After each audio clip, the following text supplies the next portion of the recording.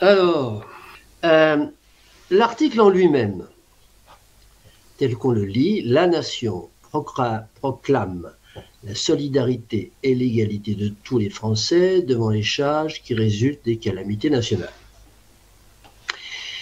Il est manifestement imprécis. Alors attention, la différence qu'il y a entre clarté et imprécis, on en a déjà parlé, les trois critères qu'on avait définis, clarté, précision, cohérence, cohérence interne, cohérence externe.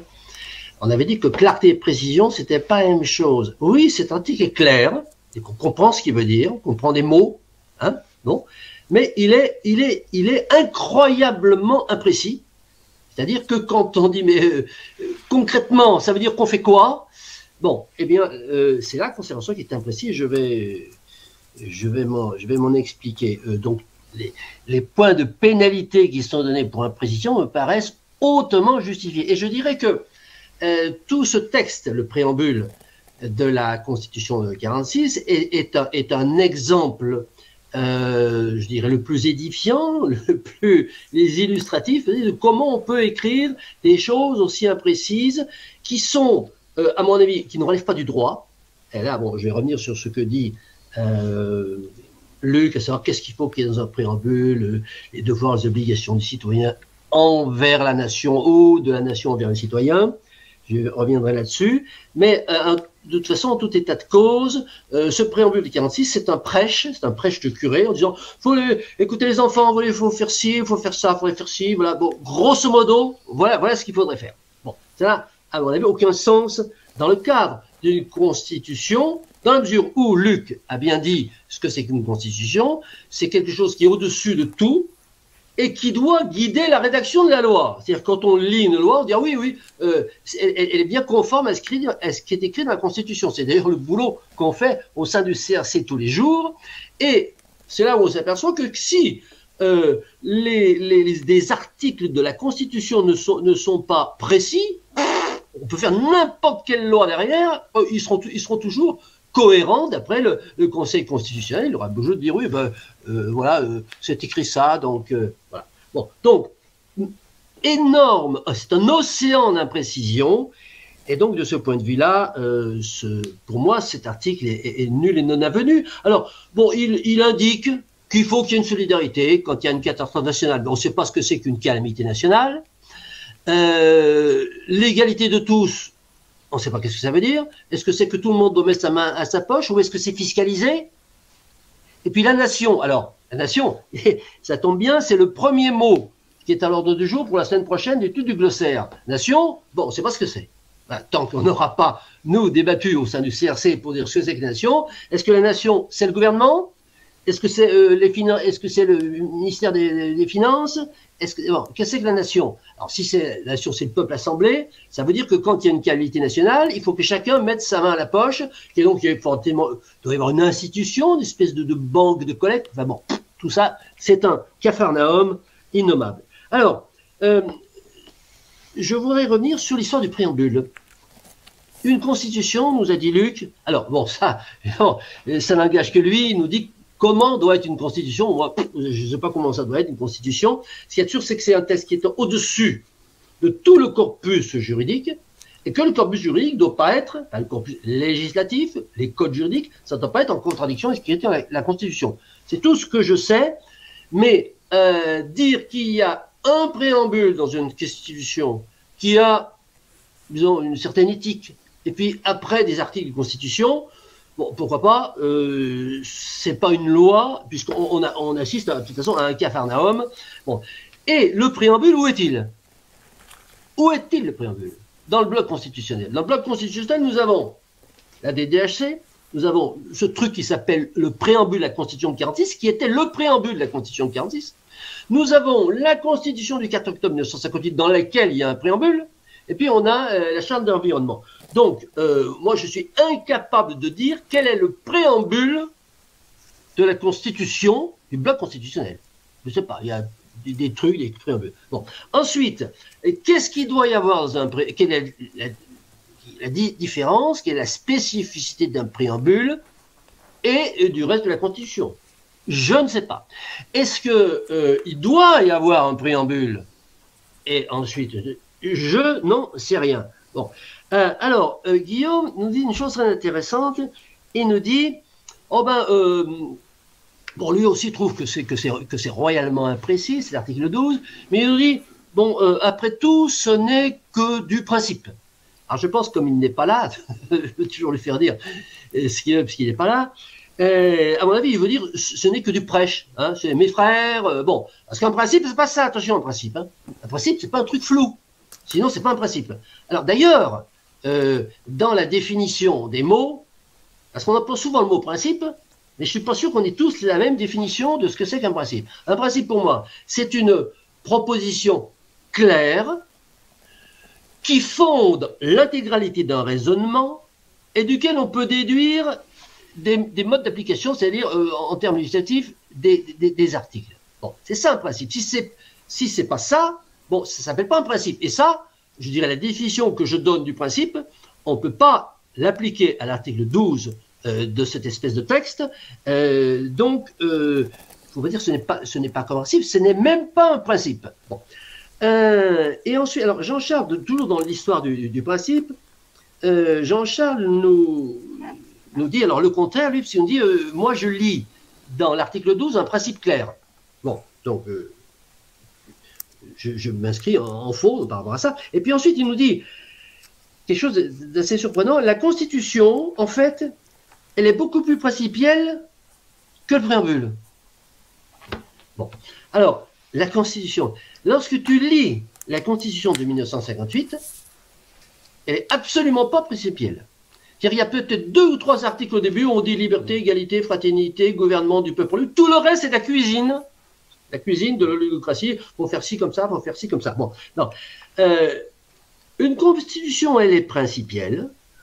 Si elle énonce des principes, à la limite, elle pourrait n'annoncer que des principes, dans la mesure où ils répondent à la définition que j'en ai donnée, clair, précis, et duquel on peut découler des modes d'application ordinaires, de la loi ordinaire, et elle pourrait très bien ne pas avoir d'article du tout. Hein. Bon, ça on en a déjà parlé. Mais en tout cas, dire que la Constitution est plus principielle que le préambule, je pense que c'est, d'abord c'est faux, puis ensuite ça devrait être le contraire. C'est qu'en principe, si on se reprend le schéma, qui est un schéma intéressant, que propose Luc, dans une Constitution, il y a un préambule qui énonce des principes, et puis ensuite des articles de Constitution qui doivent être en principe des déclinaisons de ce principe, et dessous, dans les codes juridiques, des déclinaisons des déclinaisons.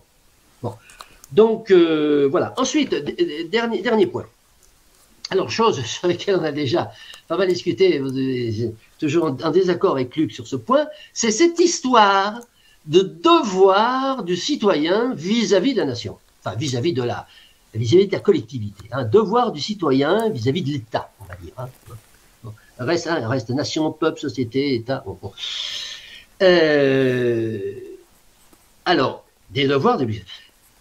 Alors, je m'inscris en faux, totalement faux. Une constitution n'a pas à dire que le citoyen a des devoirs vis-à-vis de la collectivité. Alors, bon, elle peut le faire. Elle peut le faire. Bon, mais ça fait partie des constitutions, que toutes ces phrases qu'il y a dans les constitutions qu'on va pouvoir ranger dans la rubrique, ce sont l'énoncé de devoir qu'a le citoyen vis-à-vis de la société, c'est des prêches de curé. Le citoyen, il n'a pas de devoir, il a des obligations. C'est-à-dire, vous devez faire ça, si vous ne le faites pas, vous avez une sanction. Ça, c'est une obligation. On n'a pas à dire à un citoyen, vous devez le faire parce qu'il y a un intérêt supérieur. Et généralement, chaque fois qu'on énonce ce devoir, on l'énonce de façon pas précise, pas claire, on ne sait pas pourquoi. C'est parce qu'on dit que c'est un devoir. Bon. Donc, la Constitution ne peut pas faire la morale. La Constitution n'est pas là pour faire la morale. La Constitution est pour dire, si vous faites ça, vous êtes sanctionné. Ça, vous avez le droit de faire. Point final. Elle n'a pas à dire pourquoi on a le droit de faire ça, et elle n'a pas à dire pourquoi on n'a pas le droit de faire. Elle a à dire de façon précise pour qu'on comprenne bien ce qu'on a le droit de faire et ce qu'on n'a pas le droit de faire. C'est pour ça que là, on entre effectivement dans la philosophie, on sort de l'analyse disons, technique du droit et rentre dans la philosophie du droit, est-ce que dans le droit, on doit faire intervenir de la morale? C'est un débat. Je pense que non. Je fais partie de ceux qui pensent que non. Et chaque fois que je débusque dans un énoncé de constitution, de préambule, tout ce que vous voulez, quelque chose qui est de la morale, qui dit aux citoyens, vous devez faire ça parce que voilà, il y a un intérêt supérieur, et puis voilà, et on va vous sanctionner parce que c'est pas bien. Non, on vous sanctionne parce que le pouvoir a décidé qu'on vous sanctionnerait. Voilà, parce que la majorité, parce que la démocratie a dit que ça devait être sanctionné. S'il y a des justifications morales, il y en a forcément, parce que lorsqu'on décide quelque chose, c'est qu'on a des raisons de le faire. Bon, elles n'ont, en tout état de cause, pas lieu d'être écrites dans une constitution. Voilà ce que j'avais à dire pour comprendre.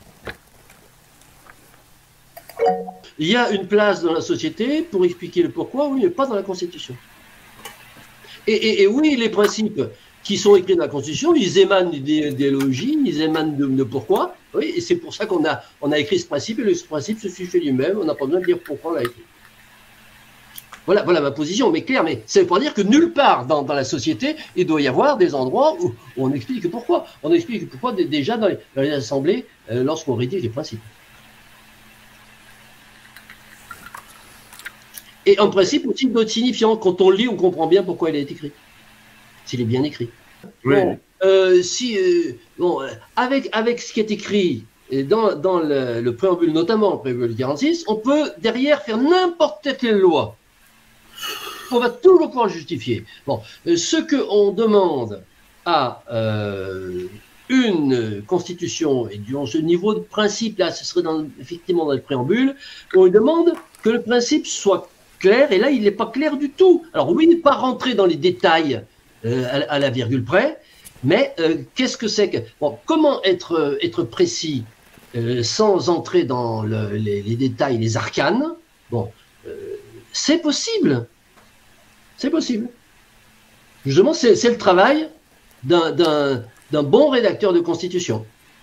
On est sur un sujet extrêmement important que tu as rappelé très bien, Luc, c'est-à-dire peut-on écrire une loi qui soit précise? Bon. C'est un sujet... Et le faut-il? Oui, le faut-il. Alors, oui, absolument, le faut-il. Enfin, que tu dis? Bon, et tu n'es pas le seul, loin de là. Vous êtes d'ailleurs deux ici. Bon. Et donc, c'est un sujet extrêmement important, central, peut-être même le plus important, parce que les lois, hein, depuis qu'elles ont écrites, depuis Clovis ou Attila, hein, bon, ça tourne autour de ça. Est-ce que ça sert à quelque chose d'écrire une loi, finalement, ou bon, finalement, il n'y a qu'à avoir quelqu'un qui décide pour tout le monde. Puis, bon, on tourne toujours autour de ça. À partir du moment, bon, soit il y a quelqu'un qui décide pour tout le monde, c'est pas quelqu'un qui fait des lois, le Seigneur a dit, soit on écrit une loi. Et si on écrit une loi, et si on dit, oh, oui, mais la loi, bon, finalement, c'est pas la peine qu'elle soit très précise, parce que tout ça, le Seigneur, il l'interprétera comme il veut. J'ai l'impression qu'on revient au point de départ. Et je fais partie de ceux qui pensent que écrire la loi, c'est se préserver de l'arbitraire, et que plus la loi est précise, plus on se préserve de l'arbitraire. Et quand j'entends l'imprécision souhaitable de la loi, eh ben, on est en plein dans le débat. Pour moi, dire qu'il est souhaitable que la loi soit imprécise parce qu'on va pouvoir l'interpréter, bon, ça donne, disons, toute l'attitude au pouvoir judiciaire. Le pouvoir judiciaire, qui est-ce qui le maîtrise, hein? Y a-t-il deux poids, deux mesures? Quand la loi est précise, il n'y a pas de poids, deux mesures. Un bras égale tant, il n'y a pas de poids, de mesure. Peu importe la raison pour laquelle on a coupé le bras, c'est pareil. Bon, la justice sociale, c'est-à-dire la justice qui tient compte de la raison pour laquelle une infraction a été perpétrée et que donc en fonction de la raison pour laquelle on a perpétré la même infraction, les peines vont être différentes. Bon, ça c'est une philosophie du droit qui est différente. Bon, elle existe. Hein? Bon, il y a une philosophie du droit qui est comme ça, justice sociale. Faut pas que les lois soient précises. La justice, elle, est vertueuse par définition. Donc, voilà, on va s'arranger entre juges. Et puis, il y a une autre philosophie de la loi qui s'appelle l'automaticité des peines, où la loi est extrêmement précise. Et alors, quand j'entends dire, oui, mais alors il va y avoir 200 000, 300 000 lois, d'abord, ils y sont déjà. Oui, mais c'est ça le problème. Le fait qu'il y ait 140 000 lois ne veut pas dire qu'il y a 140 000 lois précises. Et il y a 140 000 lois imprécises. Donc l'imprécision s'ajoute à l'imprécision. Ça n'est pas la quantité de lois qui crée l'imprécision. Et je dirais même que si la loi est précise, on a besoin de peu de lois. Voilà. C'est cette philosophie du droit-là qui existe, dont je fais partie et que je... Et dernier mot, lorsque Jean-Charles dit, et lorsque je dis, il ne faut pas expliquer une loi. On dit, voilà, vous avez le droit de faire ça, vous n'avez pas le droit de faire ça, on ne vous dit pas pourquoi. Et Luc dit, évidemment, c'est mieux quand c'est autoporté. C'est-à-dire, c'est mieux lorsque, quand on lit la loi ou l'ensemble d'un code juridique, on comprend la moralité qu'il y a derrière. Il y a forcément de moralité derrière. Eh bien, je dirais pas que c'est pas mieux, je dis, il faut que ça soit autoportant. Et je retombe sur ce que disait Jean-Charles, c'est-à-dire que si on n'explique pas la loi, on infantilise le citoyen, mais Jean-Charles, c'est le contraire. C'est exactement le contraire. C'est lorsqu'on t'explique la loi qu'on te dit, oui, ça c'est interdit, alors on va vous dire c'est interdit parce que c'est pas bien de faire ça, et puis depuis de l'homme des cavernes, etc. Là, on infantilise. Bon. On traite un individu en individu responsable lorsqu'on le lit un corpus juridique qui est écrit de façon claire, et qui va pouvoir comprendre en le lisant quelle est l'idée qu'il y a derrière, et là, il n'est pas infantilisé. Il est infantilisé, c'est ce que font les curés. Moi, je reviens, de toute façon, les curés, ils sont au pouvoir, hein, bon, ils sont à l'ENA, mais c'est pareil. Bon. Et donc, il dit, les enfants, vous savez, il faut faire ça, mais c'est bien, c'est parce que ceci, parce que cela. Bon, c'est tout. Voilà. Bon. Donc, infantiliser, c'est justement expliquer pourquoi on a fait une loi. Il y a des... Voilà. Eh bien, alors, on est là, c'est justement, c'est intéressant de débattre parce que les clivages se révèlent de façon extrêmement claire. La philosophie du droit est... Bon, je pense que ça, c'est quelque chose d'extrêmement net que personne ne conteste, c'est qu'il y a deux visions du droit, la vision du droit précis et la vision du droit imprécis.